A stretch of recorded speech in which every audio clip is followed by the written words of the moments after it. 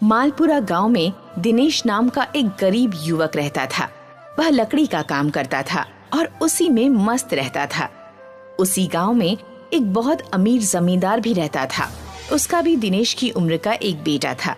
उसका नाम तरुण था। तरुण को अपने बाप के पैसों का बहुत घमंड था और वह अक्सर एरोप्लेन में बैठकर नई नई जगहों की सैर करने का शौकीन था। वह जब किसी नई जगह की सैर करके गांव लौटता था तो गांव वालों के आगे बड़ी बड़ी डींगे हाँकने लगता था। एक दिन तरुण अपनी कार रोककर गांव वालों से बात करता है। राम राम छोटे जमींदार, कहाँ घूमने आए हैं? जहाँ अमीर लोगों को घूमना चाहिए। एरोप्लेन में बैठकर बादलों की सैर करके आया हूँ। कभी देखा है तुमने एरोप्लेन? हाँ, जमीन पर खड़े होकर आसमान में उड़ते हुए कई बार देखा है। हम तो एरोप्लेन जमीन से आसमान में उड़ते हुए ही देख सकते हैं। तुम गरीब बैलगाड़ी छाप और कर भी क्या सकते हो? तरुण गरीब गांव वालों पर यह ताना कसकर निकल जाता है, मगर गरीब गांव वालों को उस घमंडी तरुण पर गुस्सा आता है। घमंडी जमींदार का बेटा हमेशा गरीबों को नीचा दिखाने पर लगा रहता है, मानो उस उड़ने वाले जहाज में बैठने वाला दुनिया का यही अकेला आदमी हो। घमंडी हाथी है ससुरा, तभी तो इतनी लंबी नाक है। पर हम भी चींटी हैं, चींटी। इसकी लंबी नाक में घुस जाए तो इसकी नाक में दम कर देंगे, निकम्मा कहीं का। एक दिन दिनेश का बेटा राका उससे लकड़ी का छोटा एरोप्लेन बनवाने के लिए जिद कर रहा होता है। पापा पापा, हमारे लिए लकड़ी का एरोप्लेन बना दो, हमें एरोप्लेन से खेलना है। नहीं नहीं, एरोप्लेन से खेल कर क्या करोगे? मैं तुम्हारे लिए बैलगाड़ी बना देता हूँ। दिनेश की यह बात सुनकर उसकी पत्नी आशा को गुस्सा आ जाता है और वह दिनेश को खरी खोटी सुनाने लगती है। आप भी कमाल करते हो जी, बच्चा एरोप्लेन बनाने को कह रहा है और आप बैलगाड़ी बनाने पर अड़े हुए हैं। ऐसा क्यों? कहीं बच्चा एरोप्लेन से गिरकर चोट न खा ले, इसीलिए नहीं बना रहा हूँ। ये कहो ना कि जमींदार के बेटे से डरते हो। कहीं उसने तुम्हारे बेटे को एरोप्लेन से खेलते देख लिया तो वो तुमसे नाराज हो जाएगा। यह सुनकर दिनेश में थोड़ा जोश पैदा हो जाता है और वह जमींदार के बेटे के खिलाफ बोलने की हिम्मत जुटा लेता है। क्या मैं उससे डरता हूँ? वो नाराज होकर मेरा क्या बिगाड़ लेगा? दिनेश यह कह रहा था कि तभी वहाँ बसंती आ जाती है। आशा, बहन पेट में अफारे की दिक्कत है, कहो तो इलाज कर लूं? कर लो बसंती बहन। सुना है वो जमींदार का घमंडी बेटा शादी करने वाला है और शादी से पहले हेलीकॉप्टर खरीद कर ला रहा है। हेलीकॉप्टर। यह सुनकर दिनेश अफारे का मतलब तुरंत से समझ जाता है। यह हेलीकॉप्टर क्या होता है? ये मूर्ख हेलीकॉप्टर को हेलीकॉप्टर कह रही है। हेलीकॉप्टर छोटा हवाई जहाज होता है। यह सुनकर आशा फिर से दिनेश पर ताने मारते हुए कहती है, वह अमीर बाप की औलाद है बहन।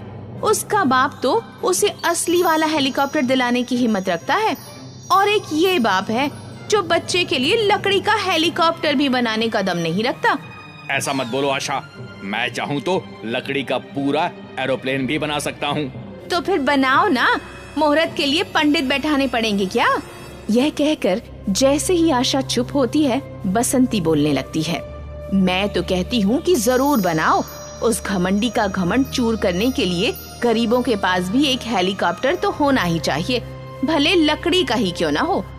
फिर जमींदार का बेटा गांव में असली हेलीकॉप्टर ले आता है और जमींदार गांव वालों को अपने घर बुलाकर समझाता है।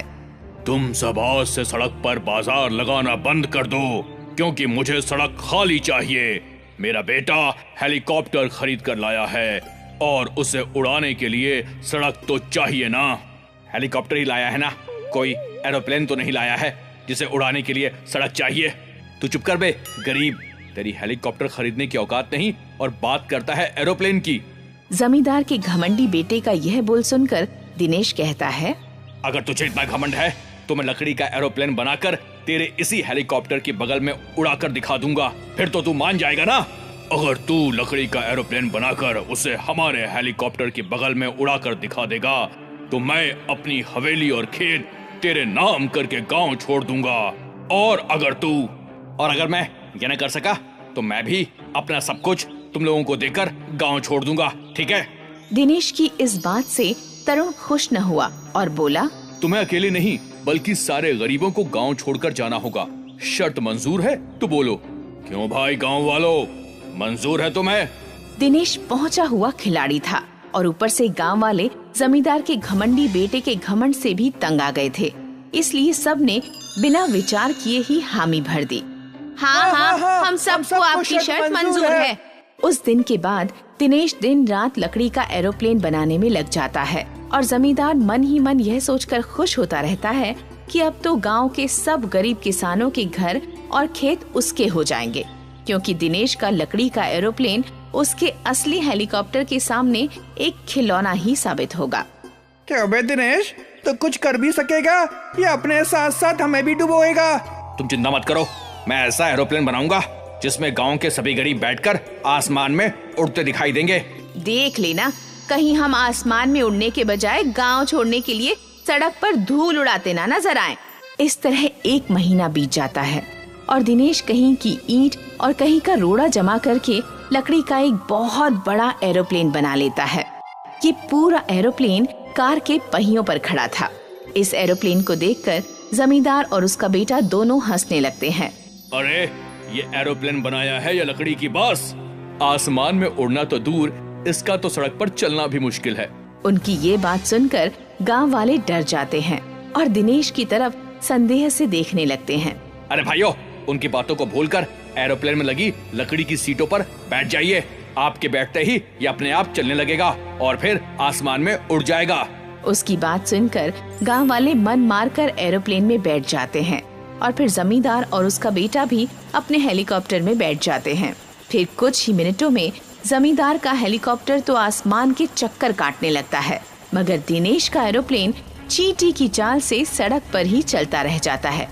अरे उड़ना तो दूर, ये तो ठीक से दौड़ भी नहीं पा रहा है। अरे मरवा दिया, अब तो खाली हाथ गांव छोड़ना पड़ेगा। चुप करके बैठो, एरोप्लेन तेजी से दौड़ते हुए आसमान में उड़ने वाला है। दिनेश का यह कहना था कि लकड़ी के एरोप्लेन में न जाने कहां से जान आ गई।